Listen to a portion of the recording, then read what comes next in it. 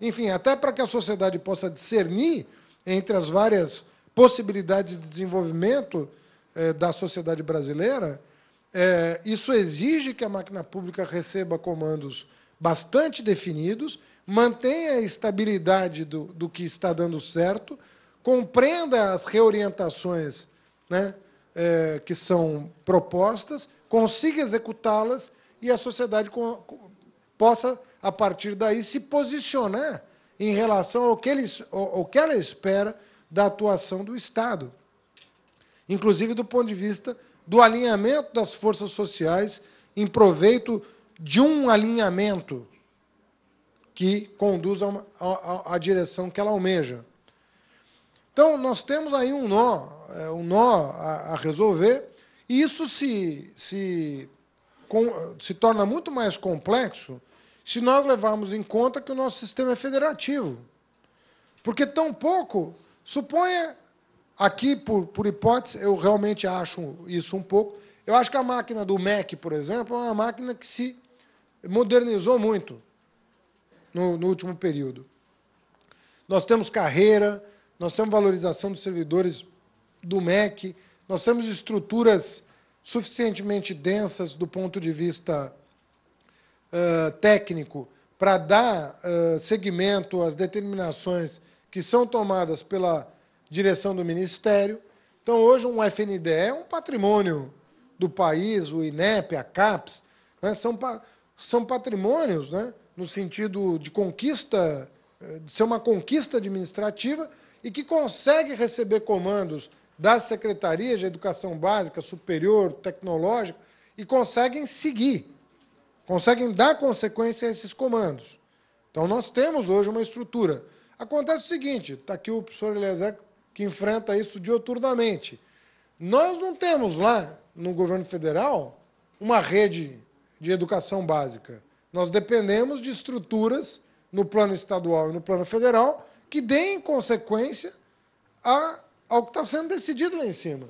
Então, se você não tem uma replicação da estrutura do FNDE, para citar um exemplo que todos conhecem, no plano estadual e no plano municipal, para que essa linha, né, de comando seja estabelecida e o resultado aconteça dentro da escola, na sala de aula, pronto, quebrou essa linha de comando, você pode ter a melhor burocracia do mundo em Brasília e o melhor corpo dirigente do mundo, eleger o melhor partido, tem o melhor presidente, e aí?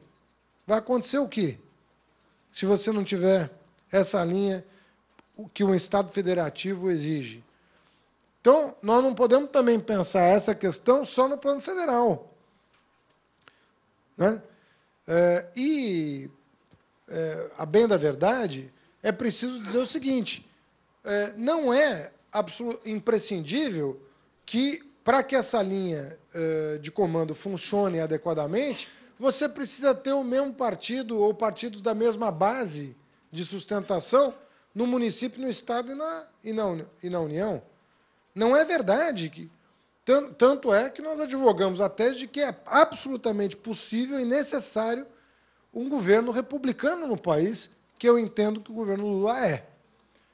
Quer dizer, não discrimina em nenhuma área em função do fato de ser do governador ou do prefeito ser deste ou daquele partido. E se você verificar a transferência de recursos federais para os estados, e para os municípios, vocês vão verificar que não há viés. O que há é tentativa justamente de você conseguir aprumar a política pública para que o cidadão na ponta seja beneficiado.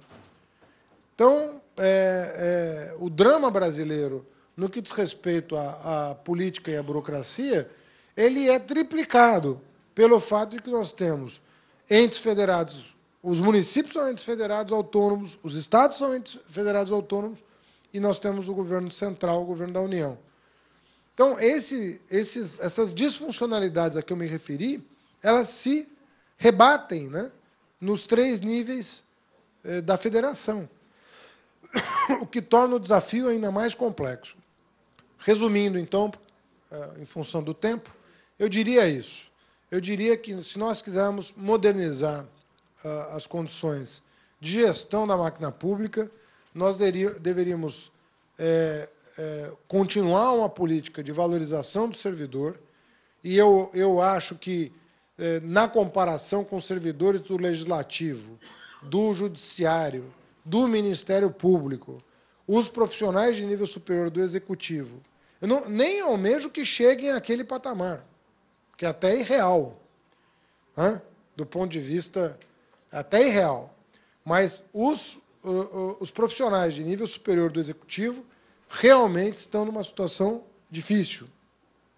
Eu não estou falando do governo federal, porque eu conheço a realidade de estados e municípios, e a situação é a mesma.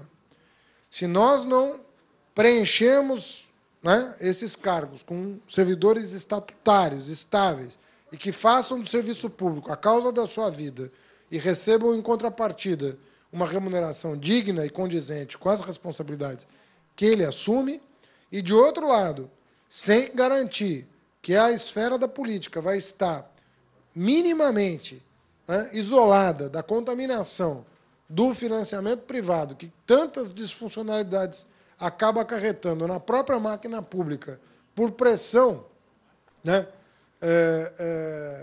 indireta, né, do setor privado, quer dizer, sem esse isolamento, nós dificilmente vamos poder avançar. E eu não entendo que isso esteja muito longe do nosso horizonte. Eu entendo que é uma agenda absolutamente passível de endereçamento no próximo período.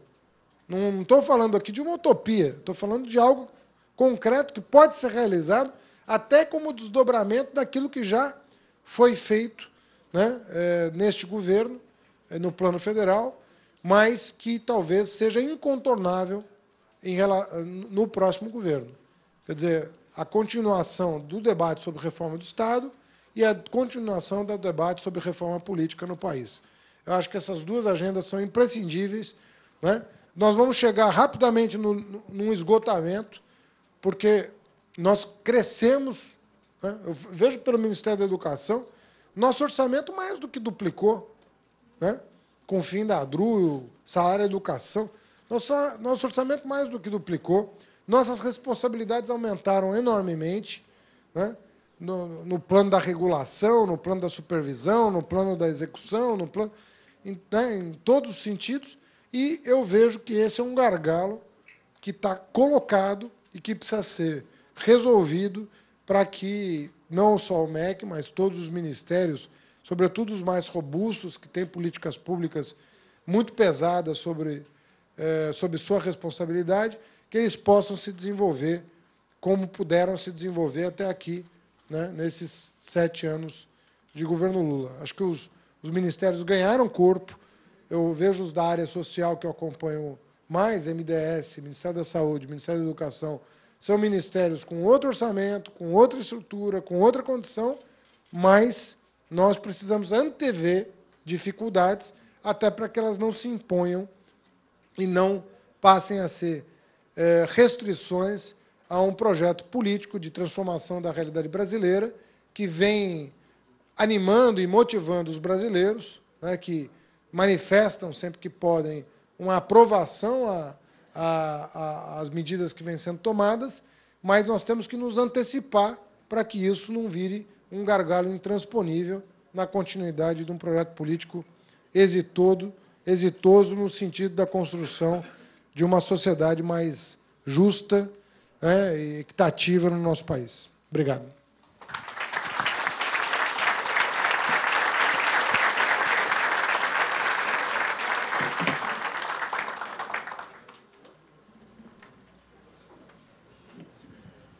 Bem, obrigada, então, ministro Fernando Haddad. Nas questões trazidas pelo ministro, que dizem respeito à estrutura do Estado, as suas considerações sobre a necessidade da reforma do Estado, quanto ao seu aprofundamento,